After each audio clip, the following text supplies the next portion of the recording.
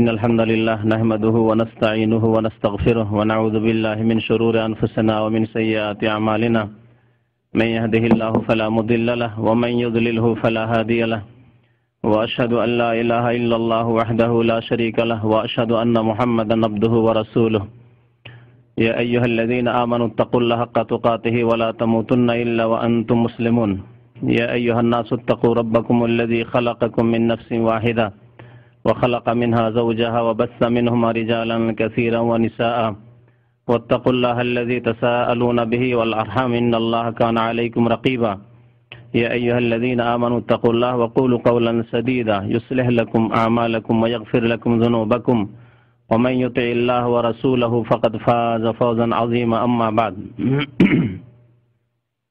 فإن خير الحديث كتاب الله وخير الهدي هدي محمد صلى الله عليه وسلم وشر الأمور محدثاتها وكل محدثة بدعة وكل بدعة ضلالة وكل ضلالة في النار أما بعد সম্মানিত brother in ইসলাম, মহান আল্লাহর সমস্ত প্রশংসা যে আল্লাহ পাক রব্বুল আলামিন আমাদেরকে কোরআন এবং হাদিসের অনুসরণের তৌফিক দান করেছেন। বলুন আলহামদুলিল্লাহ।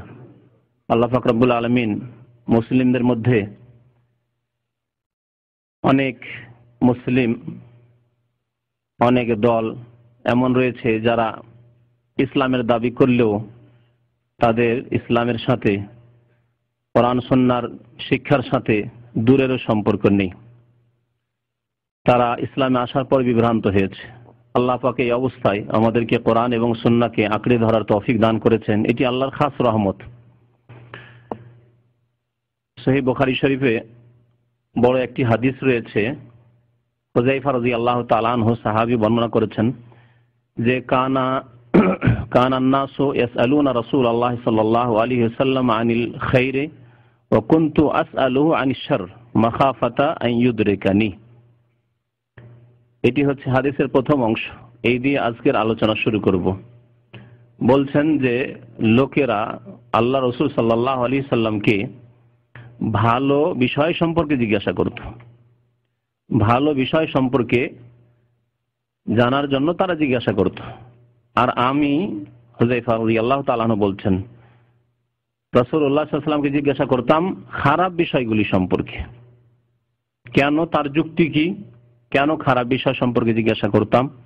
বলছেন মাখাফাতা আন ইউদরিকানি, এই ভয়ে, এই আশঙ্কায় যে যাতে করে খারাপ বিষয়গুলিতে আমি লিপ্ত না হয়ে যাই, খারাপ বিষয় থেকে আমি বাঁচতে পারি।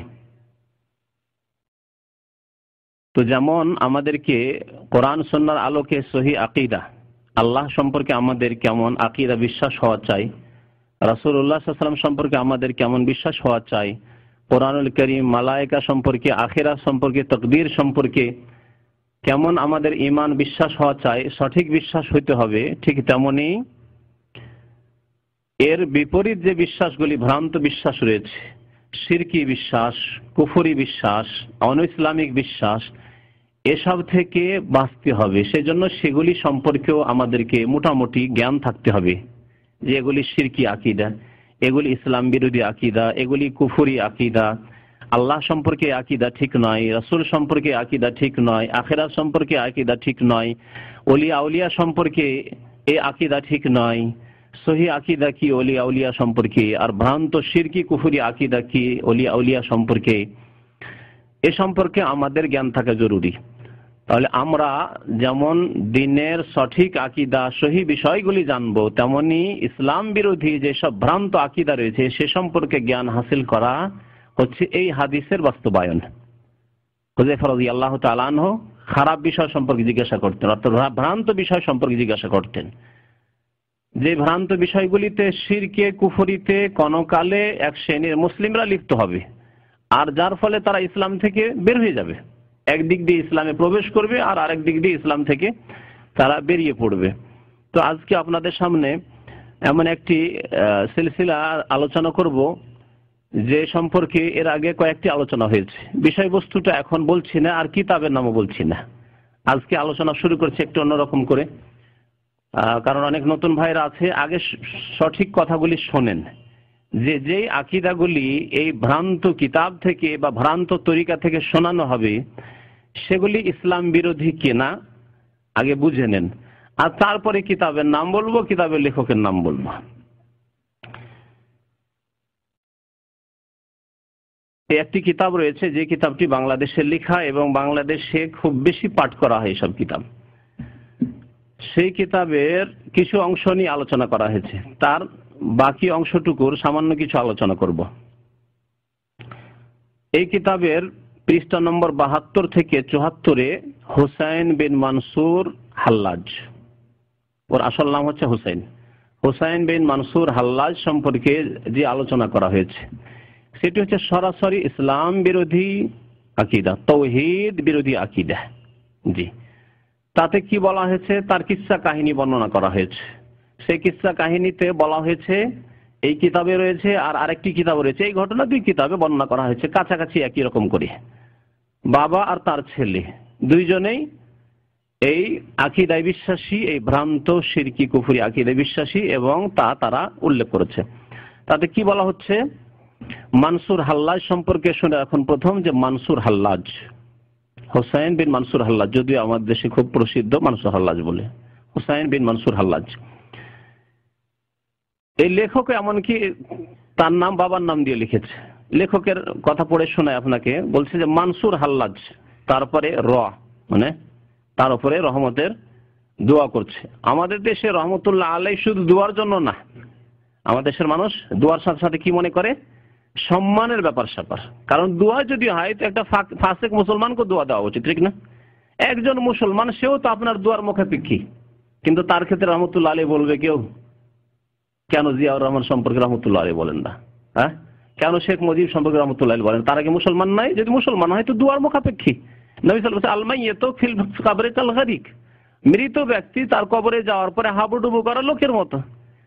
কিন্তু আমাদের দেশের যেটা ধারণা, যেটা আমি বুঝি, সেটা হচ্ছে যে রহমতুল্লাহ আলাই মানে সম্মান প্রদর্শন করা আল্লাহর কোন ওলি অথবা ইমাম অথবা তাবা তাবেইন বা এরকম বড় কিছু, তাহলেই রহমতুল্লাহ আলাই, ঠিক না?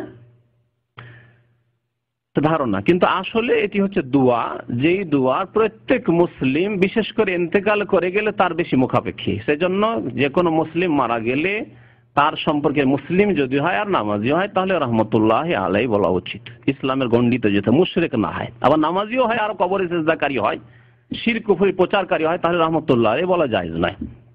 যেমন হুসাইন বিন মানসুর হাল্লাজ, তার সম্পর্কে সে লিখছে, মানসুর হাল্লাজ যখন এই অবস্থায় পৌঁছেছিলেন, মানে আল্লাহ যখন নিজেকে বিলীন করে দিয়েছিলেন, তাদের একটি আকীদা হচ্ছে হুলুল আর একটি ওয়াহদাতুল ওজুদ। তো মানসুর হাল্লাজের আকীদা ছিল, হুসাইন মানসুর হাল্লাজের আকীদা ছিল হুলুলের আকীদা, অর্থাৎ আল্লাহ কোন ব্যক্তির মধ্যে অবতরণ করেন,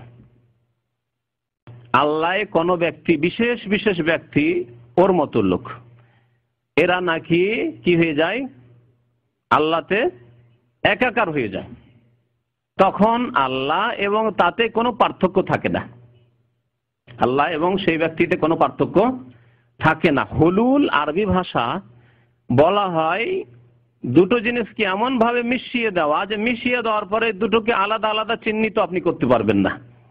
যেমন চিনিকে পানিতে দিয়ে দিলে, চিনি যখন গলে গেল, তখন আপনি ইঙ্গিত করে দুটোকে আলাদা করে বুঝাতে পারবেন না যে এটা চিনি আর এটা পানি, পারবেন? হ্যাঁ, এইরকমের রং, পানিতে রং দিয়ে দিলে তারপরে রং যে বদলে গেল, লাল হয়ে গেল, সবুজ হয়ে গেল, তখন আর বলতে পারবেন যে এটা হচ্ছে রং আর এটা হচ্ছে পানি, আলাদা করে বলা যাবে? এর নাম হচ্ছে হুলুল। তো তাদের আকীদা যে এরা নাকি ওলি, হ্যাঁ ওলি অবশ্যই, এর আগের আলোচনাগুলিতে বলেছি, কিন্তু কিসের ওলি? শয়তানের ওলি। আল্লাহ কোরআনে কারিমে আউলিয়া ও শয়তানও বলেছেন আর আউলিয়া ও রহমানও বলেছেন। তো শয়তানের ওলিদের দাবি হচ্ছে, কারণ আল্লাহর ওলিরা এই দাবি করেননি। আল্লাহর সবচেয়ে বড় ওলি এই উম্মতের প্রিয় নবী সাল্লাল্লাহু আলাইহি সাল্লামের পরে, যেহেতু তিনি নবী রাসূলও ছিলেন এবং ওলিও ছিলেন, তারপরে ওলি সবচেয়ে বড় ওলি আবু বকর সিদ্দিক রাদিয়াল্লাহু তাআলা আনহু, ওমর, ওসমান, আলী, 1,24,000 সাহাবায়ে কেরাম, আইম্মা কেরাম, আবু হানিফা, শাফি, মালিক, আহমদ, ইমাম বুখারী, মুসলিম, আবু দাউদ, তিরমিজি, নাসাই, ইবনে মাজাহ, যত আইম্মায়ে মুহাদ্দিসিন আর ফুকাহা ছিলেন এবং তার আগের সাহাবায়ে কেরাম, তাবেঈন ছিলেন, সবাই তারা আল্লাহর ওলি। তাদের কেউ দাবি করেননি, না ইমাম আবু হানিফা, না শাফি, না মালিক, আহমদ, না তার আগের কোন